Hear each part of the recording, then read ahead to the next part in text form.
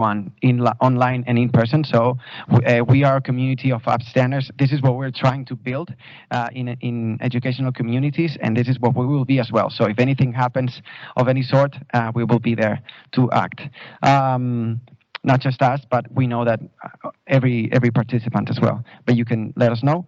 And now we're moving to the first roundtable, and it will be chaired by Elena Maria Gallardo, who is also part of the coordinating team of Up4Diversity in Spain. So I give you the floor.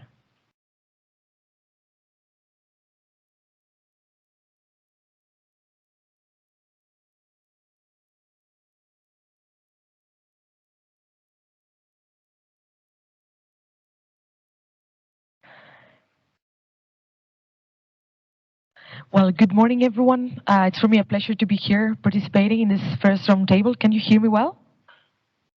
Yeah, perfect. Thank you so much. So my name is Elena Gallardo. I'm a researcher and professor at Rovira Virgili University, and I would like to first congratulate the whole consortium and the coordinator of this amazing project for arriving to this point and for their impactful results and outcomes. And in this roundtable, we'll be able to get a sense of a general overview of the project, the working method, and also the main results of the Up4Diversity project. And we'll have the opportunity to hear it from some of the main characters of this initiative, which have been leading and participating in it. In this session, the speakers will have a time contribution of 12 to 15 minutes, and we won't have the chance to have a question and answer session, but all comments will be welcome in the chat. And I'll introduce them now. The first one is Oriol Rios. He's the project coordinator. Oriol is an associate professor at the University Rovira Virgili in Tarragona, Spain. He's editor of the scientific Scopus Q3 journal, Masculinities and Social Change, and he's coordinator as well of 2 other projects on violence against the LGBTIQ community at higher education. And the floor is yours. Thank you so much for being here. Thank you, Elena. So I will start.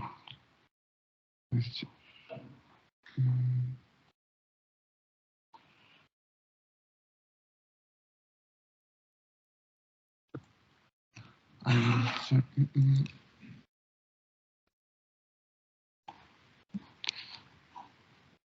you see the presentation? Yeah, okay. Okay, so good morning to everyone. For me, it's a pleasure. It's like a dream come true to be here today in Brussels. Here in Brussels, thank you, Oliver. In Brussels to present as a coordinator this project. I only want to start saying that today we are here for children, LGBT children who is suffering bullying, harassment, or cyberbullying.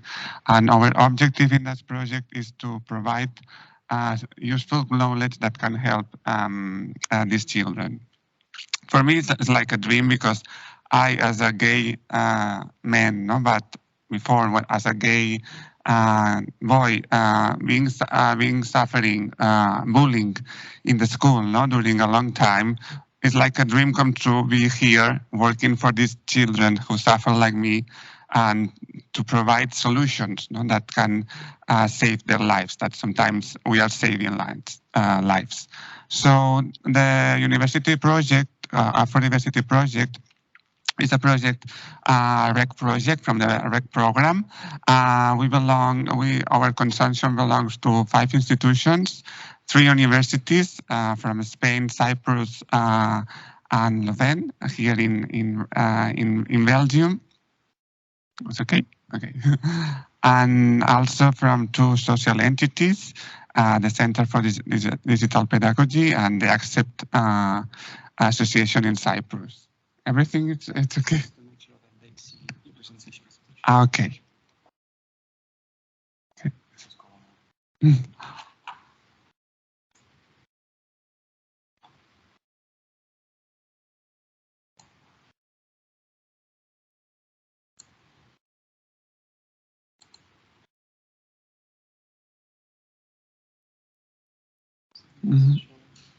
They are seeing it online, but we are not seeing it here. Okay, here in the, oh my God.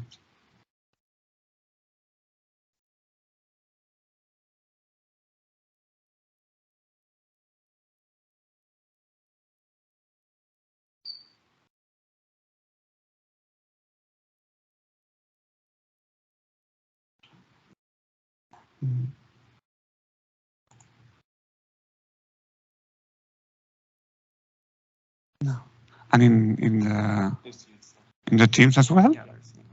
Okay, thank you, Christo. So I continue with my presentation. The previously to present to apply for this project, we know from the evidence in the literature review that LGBTIQ students are suffering, most of them, bullying or cyberbullying in the schools. No, this is the evidence that we have. But as some of the histories, no, that, for instance, Igloo sharing in its websites. Maybe later we can show these videos, but it's important to remember that we are talking about people who suffer around Europe bullying, no, and they have faces. They are real people who are suffering, and we need real solutions to improve this situation. So, no, not this. So the sense of this project is to combat the increasing situation of violence that these people are suffering. That you can see in different newspapers some news about this increasing harassment and violence that these people is suffering, and we have a long data, significant data on this issue, on this problem, like this survey from the European Commission, that alarms society that we need to implement solutions that can help, especially in digital context, that can influence LGBT people health and academic results. So this project belongs to the REC program. That is a program to improve rights, equality, and citizenship. And our work draws on previous work that we started in the Rovira Virgili University in Spain. And we coordinated several projects from the Erasmus Plus program and from other programs in Spain, when we identified that young LGBT people, especially in the university, are suffering as well this problem, this problem of harassment, of violence against them. So this is the previous work that we did, and when we apply, for Up4Diversity Project, we know that the Upstander approach is quite important to solve this situation. From the knowledge that we had, we know that the Upstander approach is very successful. So we want to remember the words of Martin Luther King, because are very connected with our project, that the idea that the ultimate tragedy is not the oppression and cruelty by the bad people, but the silence over that by the good people. When in a school, someone are doing nothing to combat harassment against LGBT people, we are worsening the situation of LGBT students. So we need that the good people become Upstanders. And this is our focus on the project that during the whole conference we will talk about. If we only be bystanders, if we become aggressors, we are not helping to improve the atmosphere of our schools. We need to become Upstanders. That are these people that defend the victims, that stand up in front of the violence, that do something in front of the violence. And we need that the whole community become Upstanders. But mostly important, the peers, the students need to become Upstanders. So from the previous research and the previous analysis that we conducted in the first year of the project, we know that there are several projects, initiatives that are working with this bystander intervention, with this Upstander, and for instance, the green dot that we had in the previous conference last year, and other projects that are being very successful, preventing this kind of violence. So From different universities, we also know, like Harvard, that when we become Upstanders, when we involve the whole community, not only students, the whole community, teachers, parents, in this Upstander approach, we are all, everyone, we are working for a better atmosphere, for a better climate in the school. So this is an issue that we want to highlight. No? And our scopus, our objective in this project is train professionals in this Upstander approach. No, and in the MIT conference that we organized last year, we insist on this. We invited the Grand Dot project, that is a very successful project in the United States, to train Upstanders.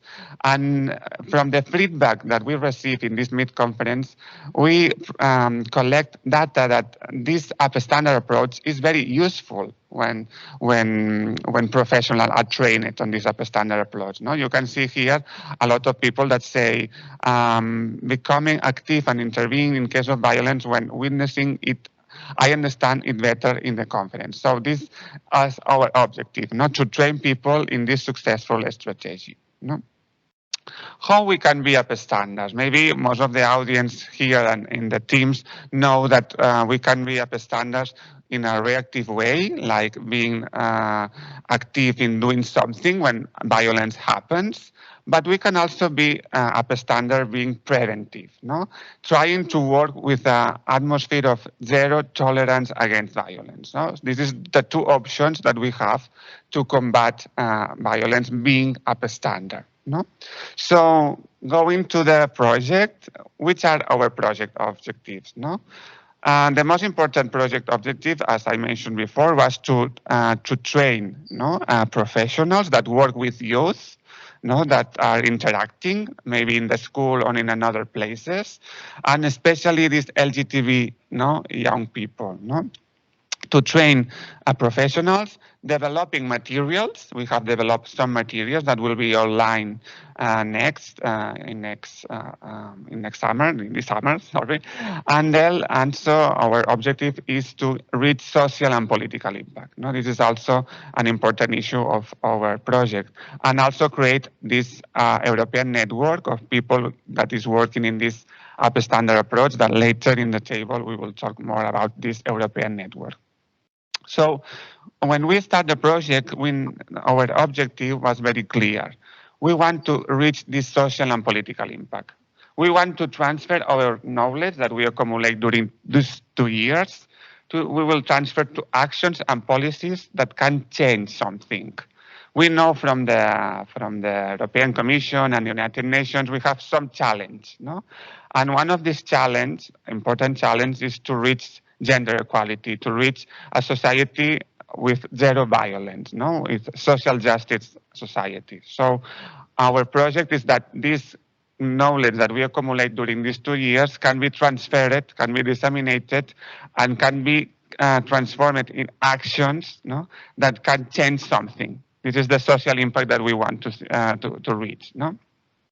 And also, it is possible, because today we will also talk about policies, to promote that these policies addressed to LGBT community can be based in scientific evidence. This is also an issue that we want to achieve. And this is commitment to our social impact is very connected with the methodology that we have used. Later we will talk more about that. We want to say that our methodology was a communicative methodology. What is the main characteristic of this methodology? That we involve end users along the project lifespan. We have involved teachers, professionals, young people, LGBT community during the 2 years of the project, because they have helped us to design, to prepare all the things, all the stuff that we have prepared in the project. For us, it was very important, and also to upload all these elements, all these outputs online free. All the materials will be accessed in our website. So the idea is that to reach society, not only to reach policymakers. We want to reach everybody in the society that can get not have this knowledge. So this is the pedagogical training that we have prepared that will be uploaded in the website and in this August. And these pedagogical modules are addressed for professionals. All the work that we have done for these materials are based on scientific references. So when you check this, all the models of this material, you can check that everything has been contrasted with scientific evidence. So for us, what's very important. So these are some examples, no, of one of the two of the models that we have already prepared. And another outputs that we have already conducted was the national training workshops. We have organized different workshops in the different countries that are involved in the project, like Cyprus, Denmark, Ireland, Spain, and Belgium. There are some examples of these training workshops that are based on these modules, no, that we discuss, no, in all these workshops. All the workshops was organized. Most of the workshops are organized online, and we have also prepared a prototype of Upstander app. This is only a prototype. That the idea of this prototype is to become formative and interactive, that can train society, especially professionals, in this Upstander approach, and also to become interactive, no? And that people can share successful stories, can dialogue, can create these solidarity networks. This is the idea of this prototype. No? Maybe in the European Commission in the future may be interested in this prototype, and we will continue in contact, we hope so, with the consortium to work in this network that we will present later. No? So we will be the further steps of our project. We will finalize the pedagogic training modules. We will translate in different languages. We will prepare different scientific papers, articles, and we'll try to consolidate the network that we already created, and later we will present more details. Now, this is the objective, that the project that they stop here today, that we will continue beyond the project. This is one of the objectives and finalities that we have in Up4Diversity. You can see here our social media. We have Facebook, Twitter. Most of you are also following us, so you can see here also the Instagram. So to finalize my presentation, I only want to say two things. No, this is a real sentence from a teacher that we collect several years ago. I think that this is possible. No, you can see here the case of a girl who was bullied in the school, also via WhatsApp. She needs to change the school because everybody in her previous school was harassing her. But in the new school, the victim not change her situation. Why? Because everyone in the classroom become Upstander. Everyone protect him. I protect her. So this is possible, as you can see in the sentence. This is possible, but we need to implement this Upstander approach, because when we implement this Upstander approach, we change the lives of some of the children that are in our classes, in our classrooms.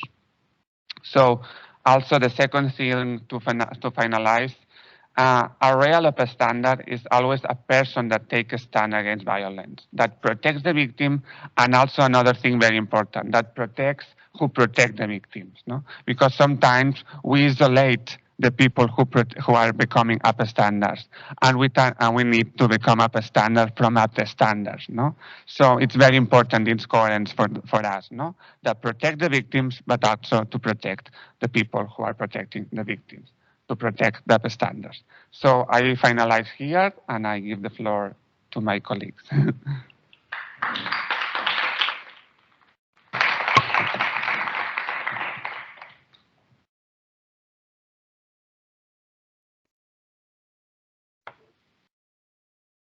Thank you so much, Oriol. And now it's time to hear Dries Smet. if I pronounce it well. He's a member of the Up4Diversity network of professionals. He's also coordinator of the Purple campaign in Flanders, which is a derivative of the Spirit Day in the USA and the Purple Friday in the Netherlands. With the Purple campaign, Dries has achieved to spread the LGBT plus solidarity campaign and educational packages toward 255 schools in Flanders for the International Day Against Homophobia, Biphobia and Transphobia on May 17th. This accounts for reaching around 110,000 students being reached. And on the side, he's also finishing a master's in sociology, where he's conducting research about the effectivity of LGBT plus standalone lessons and as an independent online counselor for LGBT plus people. The floor is yours. That was the list. Yes. And where do I find my slides that I put on? First, a technical check-in.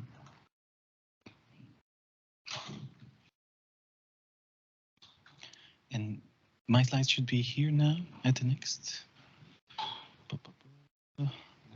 No, it's the next one. It's already been taken over. Yes. Yeah, but I need just. These are the only ones. Okay. So yeah, I don't have such a big, long speech prepared. I just have some experience that I wanted to share with you, based on the questions that they had to show some experiences. But so yeah, I'm Dries. I work for the Purple campaign here in Flanders. I will show some examples about this, how it looks like. But when I started, I got in touch with this network, and it immediately inspired me. And this was kind of my biggest takeout of this project, that this inspiration was really something that I needed, especially things like the literature research that I find important to use, like evidence-based methods, I find very important to use in our field. I find it very important. And so this kind of really pushed me to put this in my project, because a project like I have already been around for a little more than 10 years in the schooling system to promote LGBT subjects. So I kind of started in way back 2011, first as a volunteer, then professional, and I really saw a difference. I saw a shift in teachers that wanted to be a bit advocacy, that do a bit of advocacy, that think, oh, we should talk about the subject, but now really full institutions, full cities, full regions that really want to push sort of, if I can use the word, the LGBT agenda. And yeah, it's very weird to kind of, yeah, now thinking back over this change, because previously, yeah, we did it with workshops, we did it with testimonies that went into the workshops. But we noticed actually a few years later that some of these methodologies that were used in these workshops were actually not proven to have any change in the way that people then interacted with LGBT people. So now we are focusing on more the social norm that is living into the school, something that just previously has been said, that everybody, the whole society should rally against people that do harassment, do bullying. And yeah, there's a big question for me still, how to do this, because schools really want to give knowledge, and yeah, working on the social norm they don't like so much, or it's not so easy, it's not in their nature to really explicitly focus on this. So how to do this? And we have a package. We create educational packages for the schools that we try to distribute in May in as many schools as possible in Flanders.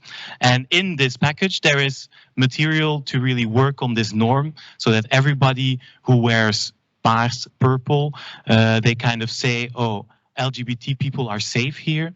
And seeing so many people at the same time showing their support for LGBT people, in this way we try to break into the norm, which is evidence-based, the biggest, can create the biggest change, not per se the educational element, or like the knowledge element. But next to this, we also have a workshop that teachers can use. And via this project, I really focused on this Upstander approach. I'm going to give you an example. So this is, these are a few pages that are inside what we then call the purple newspaper, the Paars Krant. And it is actually full of testimonies, full of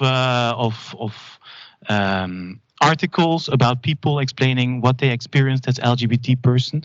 And then we give the teachers some extra manual to use these articles and to kind of focus on what is happening in this story and to convey extra the elements that are in these interviews.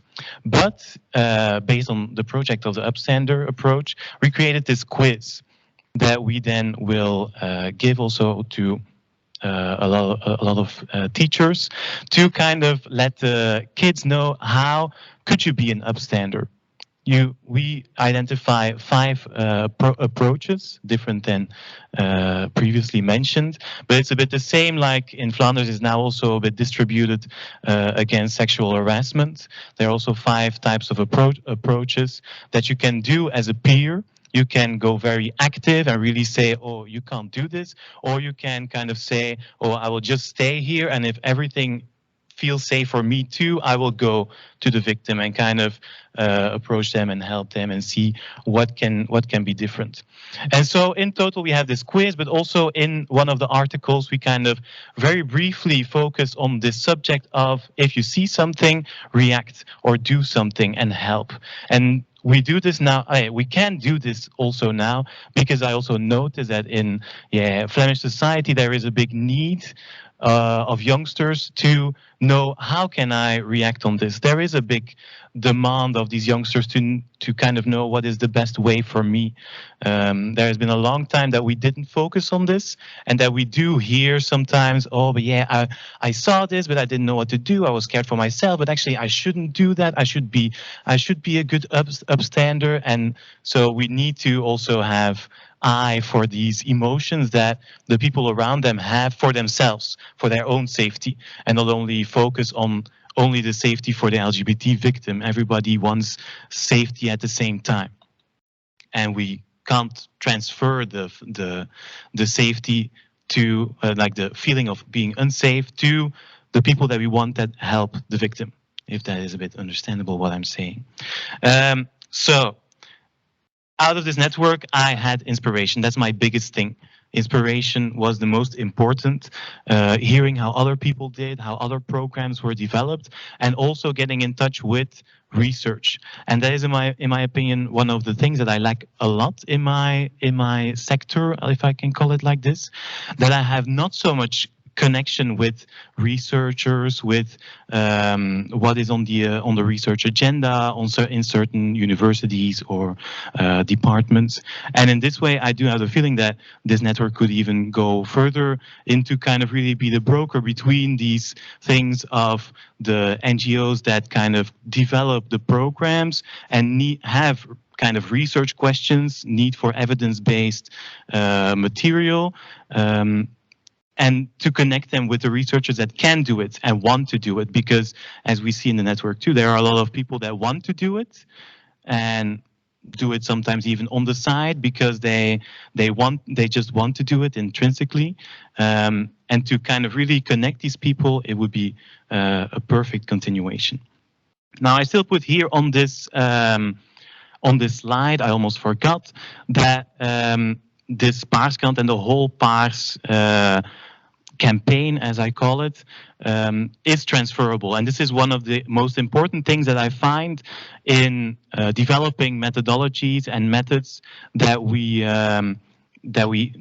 do in networks like these or projects that are developed like these, that we develop methodologies that are transferable to a lot of people. And also that as I call, business plan behind this, the business model behind it, that it's also copyable and easy. Because a lot of times we get into ideas of let's develop a workshop and then we go around in schools and do workshops and so on, but that's very highly costly, and I find it's my focus personally to find ways to kind of find a balance, because we don't have a lot of means in our sector, and we have to find a way to find a balance in this. How can we develop methodologies that have a high impact with a low cost so we can deploy them more? And also on a European level to help countries that need methodologies that are already developed, but they just want to start with it so that they can take it over based on the experiences that other countries already had. I would love to develop this more and more. And so based on transferability, this campaign now reaches more than 250 schools last May. In total, we have reached, based on my calculations, more than 100,000 students. So as a, oh, I'm almost finished. So as a part-time worker on this, I am very happy, and I like to brag, sorry, about these numbers, that we have such a big reach now with so few means, and there is a lot of possibility to grow and to distribute even more, and to include methodologies like are developed in networks like these, and to hopefully spread them further in Europe. So that's a bit what I wanted to say, and I am curious for discussions later. Thank you.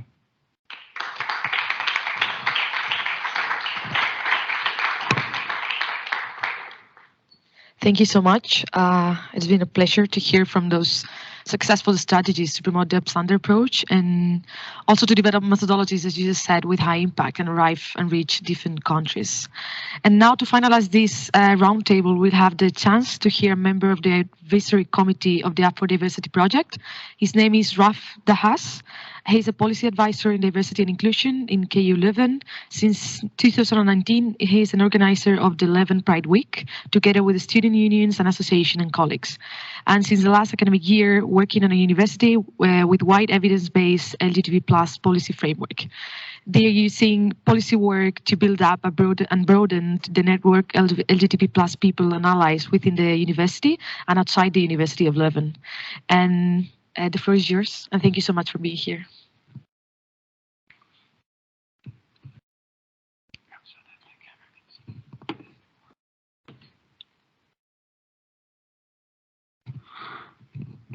So thank you very much, Elena, for that brief introduction.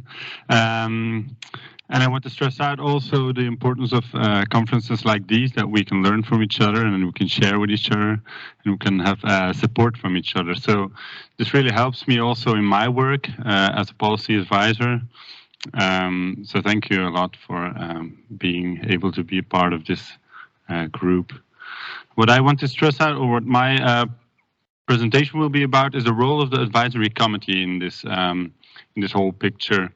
We are actually a consultancy body composed of different stakeholders, and one of the main or benefits of our participation was the participation of social groups together with researchers. So it really was important to have both on the same floor or on the same table, and it's actually a key element of the communicative methodology. So we know from research that it's important to engage everybody and also the end users in the project. So this is what we try to do with the advisory committee. When you look at the members of the committee, here you see, of course, different countries, but also the different roles and people involved. So we had professionals working with youth, like Dries was an example of it, the previous speaker, but we also teachers that come into play. And we have also people involved in LGBTQI movements. So it's really a diversity. And I think for the latter, it's important that we have also this more activist point of view in this project, because they have a huge societal impact as well. What were our main goals, or what were the tasks that we had to do as an advisory committee? It was mainly validate the materials, so the things that we developed in the project, that were developed in the project, see how can it work, can it be applicable in practice. obviously the use of the network, exchange on an international level, but also the differences between the social agents, the end users, the researchers, and the more people from like me, policymakers. Check on the prototype of the app was an important part. We had to do dissemination of the project reach or the actual products, and of course the website, which you can all check out later again. So I'm now going to check into what did we discuss in the meetings or in different meetings. There was also always a preparational part, which we had the documentations at home, of course, or the products that were made, then the meeting, and then of course the feedback and the revision of the things that were put into place. This was our first meeting. As you can see, some of the members presenting themselves. And we had the first was a scientific base. I will get later on into that, but it's important to have a check on that as well, because as Dries stated out, we need a groundwork on evidence-based products, so it can really have an impact. And this is important, of course, for researchers also. And the second one was more the first outline of the app prototype and the written training materials. In the second meeting, we went into that app prototype. We checked, can this be useful? Will it be, when we put this into practice, will people use it? How will they use it? What will be the effect of the use? How can people learn and exchange within the app? Is that a possibility? So we really dug into how can this be effective, this app, and make it work, because a lot of apps have been developed in the previous years. We had also 2 or 3 in Flanders, in Belgium here. It was also always a discussion, how can this be sustainable? How can this be useful longer than like the month period? And that's what's in the design of the app. And we also had some feedback on the instruments of data collection. The third and last meeting was preparing, of course, or some input for the final conference, which was a great job by the project team. Thank you. And also some feedback on the workshops or on the training workshops. Now, being part of advisory committee gives a lot of benefits for a project, I think, so to say it myself. First of all, the dialogue, as I stressed out before, between the researchers and end users or educators, activists, and LGBTIQ+ people in general. Because research without practical use stays rather abstract, or sometimes stays abstract. So it can be, it's an interesting mix. And actions and initiatives without evidence-based groundwork, they can miss their goals, and we've seen it before. So it's really important to have that balance between knowledge, empathy, and practice. Second one is to integrate voices that are often not included. Like I said before, activists are often left out. When we talk about end users, we usually think about youth workers, educators, but also that activist part, I think, is really important from a personal level. So to say, and the third one is finding ways to deal with the great ambitions, because there were great ambitions, and I think the products that were developed are very useful. And I think one of the most important choices that were made is to be specific about it in the project. So to choose for, okay, we're going to zoom into this Upstander trainings, and we're going to zoom into this training materials. Those choices are important to have a good scope and be relevant. Improvements. What did we do, or what did we advise or help in developing? Defining the target group of the Upstander approach was one of it. The training, a lot of advice were on the trainings. So like the holistic perspective, which we had before, like Oriol also stated out, not only in the classroom that everybody can help, but also outside of the classroom, on the playground, outside of the school environment, social media. So this is really, the holistic perspective is really important to have enough support on all levels. give specific examples of behaviors. So that was really the use of the end users or the people working or connected with LGBTQI youth. They gave some really good insights. International relevance, because not every context is the same, of course. Focus only on the reactive upstander that's important, of course, but it's not the one-way perspective. It's also changing the culture. And then be effective beyond one-day knowledge training, as we saw that the trainings in the several countries that were that we had with the project were actually trainings with more days or more parts to come back to learn, to help each other. And then final was also on the research part, of course, some feedback on the questionnaires. So thank you very much. I will give the word back to Elena, and I hope this gives you a bit of an insight in what the advisory committee part was in this project.